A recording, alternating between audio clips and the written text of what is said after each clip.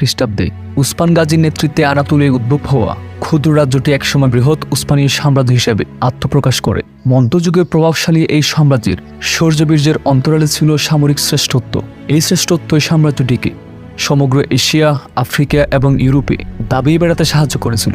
আর সে সামরিক শক্তির প্রাণ ছিল জেনিসারি নামক বিশেষ এক বাহিনী। উসমানীয় সাম্রাজ্যের প্রায় 500 বছরের সামরিক ইতিহাসে জেনিসারি বাহিনী খুব কম যুদ্ধেই পরাজিত হয়েছিল। কসুবা যুদ্ধ, নিকোপলিসের যুদ্ধ, সালদিরানের যুদ্ধ, কনস্টান্টিনোপল বিজয় ইত্যাদি যুদ্ধে বীরবিক্রমে লড়াই চালিয়ে উসমানীয় সাম্রাজ্যের বিস্তৃতি বৃদ্ধি করেছিল এই বাহিনী। কিন্তু উসমানীয় সাম্রাজ্যের শেষের দিকে জেনিসারি বাহিনী রাজনীতি হস্তক্ষেপ এবং ক্ষমতার অপব্যবহার করতে থাকে। তাই তৎকালীন সুলতান দ্বিতীয় মাহমুদ 1826 খ্রিস্টাব্দে বাধ্য হয়ে এই বাহিনীর বিলোপ সাধন করেন। আজকের ভিডিওতে আপনাদের জানাবো উসমানীয় সাম্রাজ্যের শক্তিশালী সামরিক বাহিনী, জেনিসারিদের উত্থান, কৃতিত্ব এবং পতন সম্পর্কে। তাই ভিডিওটি সম্পূর্ণ দেখুন। আর নতুন হলে আমাদের চ্যানেলটি সাবস্ক্রাইব করে পাশে থাকা বেল আইকনটি প্রেস করে সাথে থাকার অনুরোধ থাকলো।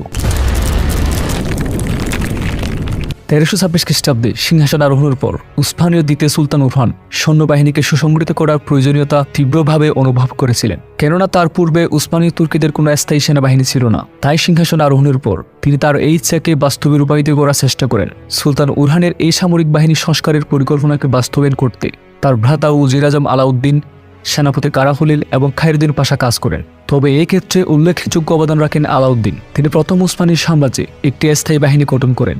স্থায়ী বাহিনী গঠনের উদ্দেশ্যে আলাউদ্দিন সেনাবাহিনীকে পদাতিক এবং অশ্বারোহী হিসেবে দুই ভাগে বিভক্ত করেন। নিয়মিত বেতনভোগী পদাতিক বাহিনীকে পিয়াদা এবং নিয়মিত বেতনভোগী অশ্বারোহীকে সিপাহী বলা হতো। নিয়মিত বাহিনীকে প্রথম দিকে মুদ্রা দিয়ে বেতন দেওয়া হতো, কিন্তু পরে তাদেরকে জায়গির অর্থাৎ ভূমি শাসনের দায়িত্ব দেওয়া হয়। তাছাড়া উসমানীয় সেনাবাহিনীতে অনিয়মিত অশ্বারোহী এবং পদাতিক বাহিনী ছিল। অনিয়মিত অশ্বারোহী বাহিনীকে বলা হতো আখিনজি এবং অনিয়মিত পদাতিক বাহিনীকে বলা হতো আজেব বা বিদ্যুৎ নামে। তাদেরকে গাজীও বলা হতো। তারা সুলতানের ডাকে সাড়া দিয়ে যুদ্ধে যোগদান করত।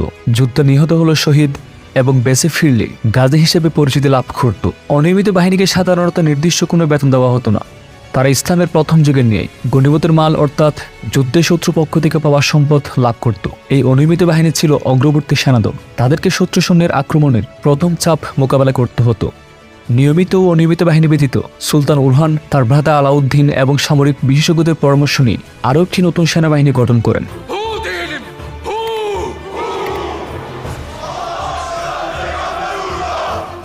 নমুসলিম খ্রিস্টান যুবকদের নিয়ে গঠিত নতুন বাহিনীর নাম ছিল জেনিসারি বাহিনী। নতুন বিজিত অঞ্চলগুলো থেকে প্রথমে 1000 সুদর্শন খ্রিস্টান যুবক নিয়ে এই সেনাবাহিনী গঠিত হতো। পরে প্রতি বছর 1000 করে খ্রিস্টান যুবককে এই বাহিনীতে ভর্তি করানো হতো। খ্রিস্টান যুবকদের জেনিসারিতে যোগদান করা বাধ্যতামূলক ছিল না। অনেকে উচ্চ বেতন, দ্রুত পদোন্নতি এবং রাজকীয় সহযোগিতা লাভের প্রত্যাশায় এই বাহিনীতে যোগদান করত। যেসব খ্রিস্টান যুবককে জেনিসারি হিসেবে নিয়োগ দেওয়া হতো তাদেরকে সাধারণত অল্প বয়সে নিয়োগ দেওয়া হতো। এইসব খ্রিস্টান যুবককে ইসলাম ধর্মে দীক্ষিত করে তাদেরকে সৈনিক জীবনের জন্য যত্ন সহকারে শিক্ষা দেওয়া হতো। হাজি বিতিশ নামক এক তুর্কি দরবেশ এই নবনিযুক্ত সৈন্যদলকে আশীর্বাদ করে বলেন, এদের নাম হোক ইনিসারি অর্থাৎ নতুন সৈন্যদল। কিন্তু ইউরোপীয় খ্রিস্টান লেখকগণ উসমানীয়কে যেভাবে অটোমান নামে বিকৃতি করেছিল তেমনিভাবে ইনিসারি নামটিকে বিকৃতি করে জেনিসারি বলে আখ্যায়িত করে। ফলে এই বাহিনী ইতিহাসে জেনিসারি বাহিনী নামে পরিচিত। এদিকে 1326 খ্রিস্টাব্দে উরহান গাজীর মৃত্যুর পর ক্ষমতায় আসে তৃতীয় উসমানীয় শাসক সুলতান মুরাদ। তার শাসনামলে জেনিসারি বাহিনীর সংখ্যা এবং যোগ্যতা উভয় বৃদ্ধি পায়। তাই অনেক ঐতিহাসিক সুলতান মুরাদকে জেনিসারি বাহিনীর প্রতিষ্ঠাতা হিসেবে কৃতিত্ব প্রদান করে। সুলতান মুরাদের রাজত্বের শেষের দিকে 1389 খ্রিস্টাব্দে জেনিসারি বাহিনী সর্বপ্রথম বৃহৎ অভিযানে যোগদান করে কারামানিয়া তুর্কিদের বিরুদ্ধে। এই যুদ্ধে বিজয়ে তারা গুরুত্বপূর্ণ ভূমিকা রাখে। যুদ্ধের ময়দানে জেনিসারিদের প্রধান দায়িত্ব ছিল সুলতানকে নিরাপত্তা দেওয়া। তারা সাধারণত যুদ্ধের গতি প্রকৃতি বুঝে যুদ্ধে চড়াত। নিয়মিত বাহিনী পরাস্ত হলে তবে জেনিসারিগণ প্রতিপক্ষের বিরুদ্ধে অস্ত্র ধরত। যুদ্ধক্ষেত্রে কামান ব্যবহারের দায়িত্ব ছিল তাদের উপর। 3 ভাগে ভাগ হওয়া উসমানীয় সেনাবাহিনীর শেষ ভাগে থাকত জেনিসারিরা। কসুবার যুদ্ধ, সালদিরানের যুদ্ধ, অস্ট্রীয় হাঙ্গেরির বিরুদ্ধে যুদ্ধ, এমনকি কনস্টান্টিনোপল বিজয়ে জেনিসারি বাহিনী অসামান্য রণনৈপুণ্য প্রদর্শন করেছিল।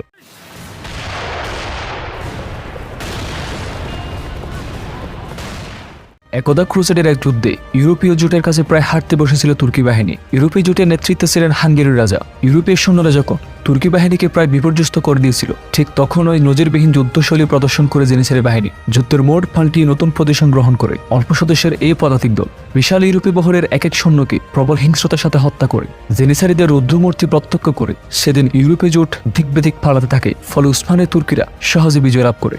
সুলতান বাইজিদ তার মিত্র সার্বিয়ার রাজার কন্যা আলিবেরাকে বিয়ে করলে ইউরোপের খ্রিস্টান সম্প্রদায়ের মধ্যে ব্যাপক অসন্তোষ দেখা দেয়। এই ঘটনার প্রক্রিয়ায় পোপ মুসলমানদের বিরুদ্ধে সর্বাত্মক ক্রুসেড ঘোষণা করে। ইতিহাসে ব্যাটল অফ নিকোপলিস নামে পরিচিত এই যুদ্ধে 21,000 ক্রুসেডারদের বিরুদ্ধে যুদ্ধে নামে 12,000 তুর্কি সেনা।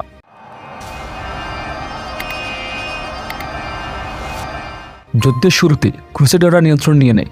তাদের ইচ্ছা ছিল উসমানীদের প্রথম 2 ভাগের সৈন্যদের পরাজিত করে জেনিসারিদের মোকাবেলা করা, কিন্তু ক্রুসেডারদের এই ইচ্ছা আগেই ভণ্ডল করে দেয় চতুর জেনিসারি। প্রথম ধাপ শেষ করে যখন ইউরোপীয় বাহিনীর দ্বিতীয় ধাপে এসে পৌঁছায়, তখন কিছু বুঝে ওঠার আগেই জেনিসারিদের উপর্যুপরে হামলা শিকার হয় তারা। নিকোপলিসের এই যুদ্ধেও জেনিসারিদের বিজয় সূচিত হয়। এছাড়া 1453 সালে মুসলিমদের ঐতিহাসিক কনস্টান্টিনোপল বিজয়ে জেনিসারিদের নাম স্বর্ণাক্ষরে লেখা আছে। 1475 সালের দিকে জেনিসারির সংখ্যা ছিল 6,000-এর মতো, কিন্তু 1530 সালের দিকে ব্যাপকভাবে বাড়তে থাকে তাদের সংখ্যা। দুর্গ অবরোধ এবং যুদ্ধ পরিচালনায় তাদের অংশগ্রহণ আবশ্যক হয়ে দাঁড়ায়।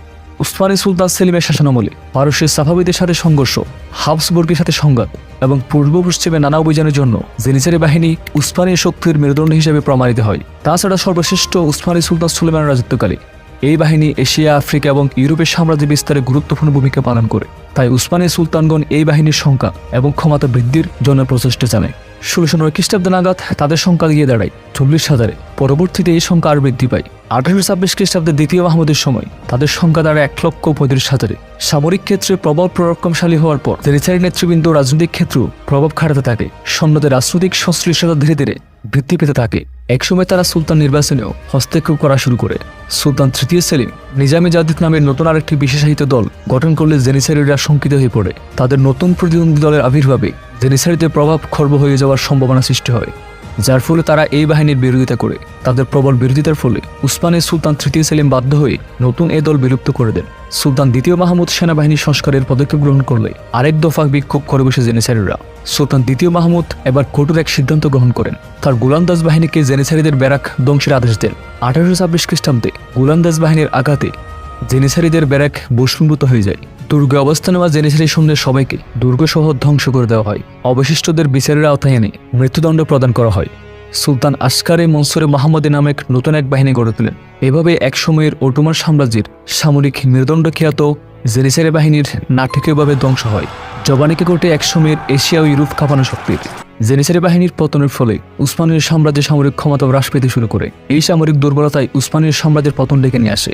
কিভাবে উসমানীয় সাম্রাজ্যের উত্থান ও পতন হয় সেই সম্পর্কে জানতে আই বাটনের লিঙ্কটিতে ভিডিও দেখতে পারেন। ভিউয়ার্স, আমাদের ভিডিও দেখার জন্য অসংখ্য ধন্যবাদ।